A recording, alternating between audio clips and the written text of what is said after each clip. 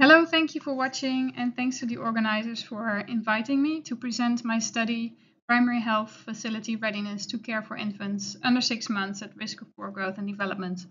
So my name is Tabitha from Immerzeel. I first want to thank my collaborators here in Senegal, Professor Abouba, Dr. Mati Dieng, Professor Indudem, Dr. Dauda Sek, and of course my supervisors from London, Louise Day, Marco Carrach, and Carlos. We have no conflict of interest to declare. There is a growing evidence for the early onset of malnutrition. A Lancet report about small and vulnerable newborns declared that 1 in 4 children worldwide is born either too small or too early. In a recent review of DHS data from 54 countries, malnutrition under 6 months of age was prevalent. And there are short-term risks such as increased mortality and morbidity, medium-term risks with impaired growth and development, and long-term risks with increased risk for cardiovascular disease at later age. There is a primary care gap for infants under 6 months with nutritional vulnerability, with a current focus on hospital care. The updated WHO guidelines therefore address a special section on infants less than 6 months of age at risk of poor growth and development. A similar approach has been developed by the MAMI Global Network earlier.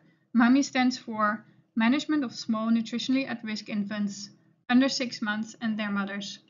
And they developed a MAMI care pathway focused on early detection, follow-up of growth and health, and breastfeeding support, and really focusing on the primary care level. They have been developing guides and counseling cards, which have been pilot tested in various settings. So the aim of my study is to assess primary health facility availability and readiness for WHO recommended nutritional detection and care in infants under 6 months in Senegal, with as objectives to measure general service readiness in primary health facilities, and then to measure MAMI availability and readiness, and then to assess opportunities to implement WHO recommended nutritional care for infants in Senegal.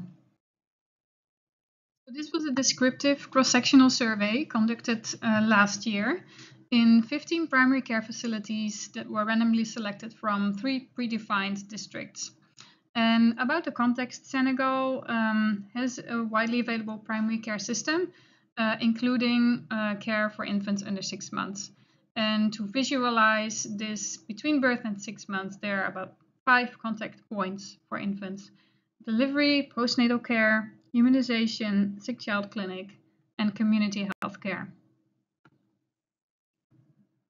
We developed our data collection tool using the Harmonized Health Facility Assessment tool. This is a readiness tool similar to the SARA and the SPA, newly developed by the WHO.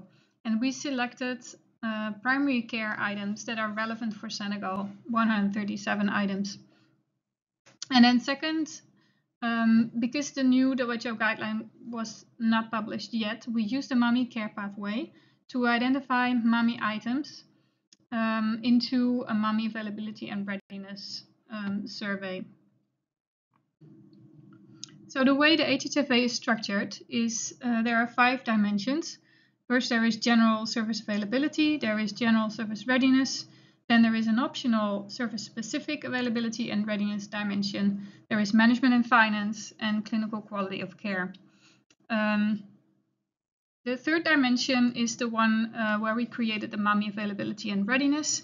And here we created, based on the MAMI care pathway, a list of 41 items to evaluate care. There was infrastructure, so things like opening hours. There is health workforce for care and for infants under 6 months. There is assessment, so what exactly is assessed in infants under 6 months.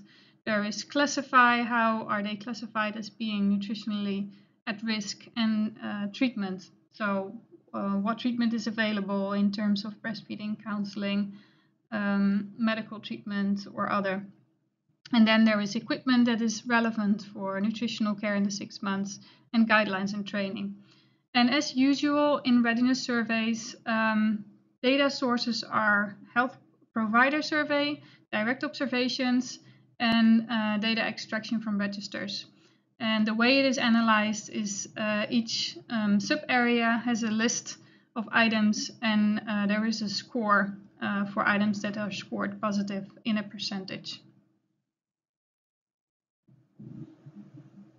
So the results, the general service availability was 51%, general service readiness 69%, management and finance 50%, and clinical quality of care 47%. And for the MAMI dimension, availability was 48% and readiness 35%. Here you see the last two numbers, but then split out over the 5 care contact points. And on top you see the frequency of service utilization for each of the contact points in number of infant visits per year.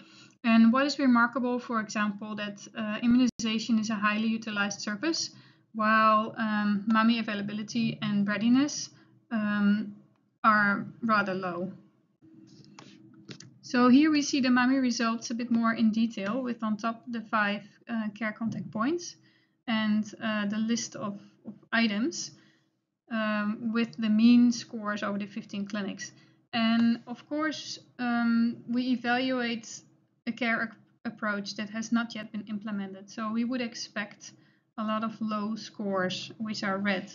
Therefore, I would like to highlight the green scores, which indicate care that is already available.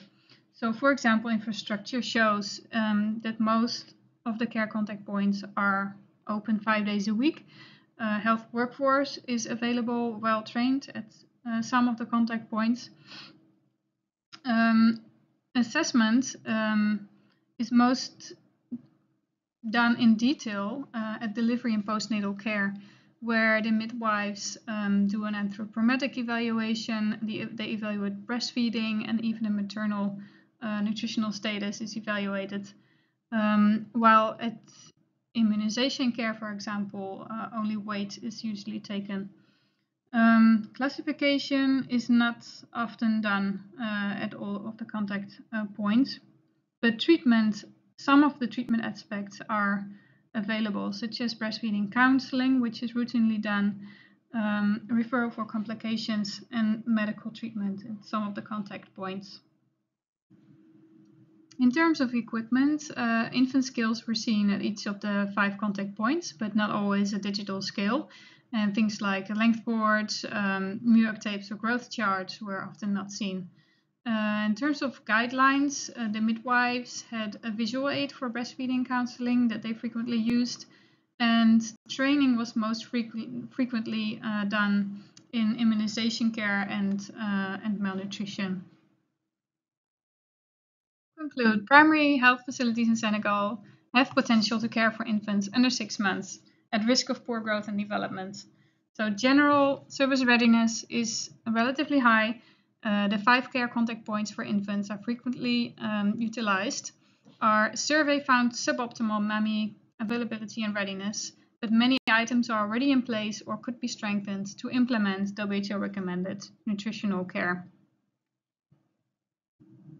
Thank you very much for your attention.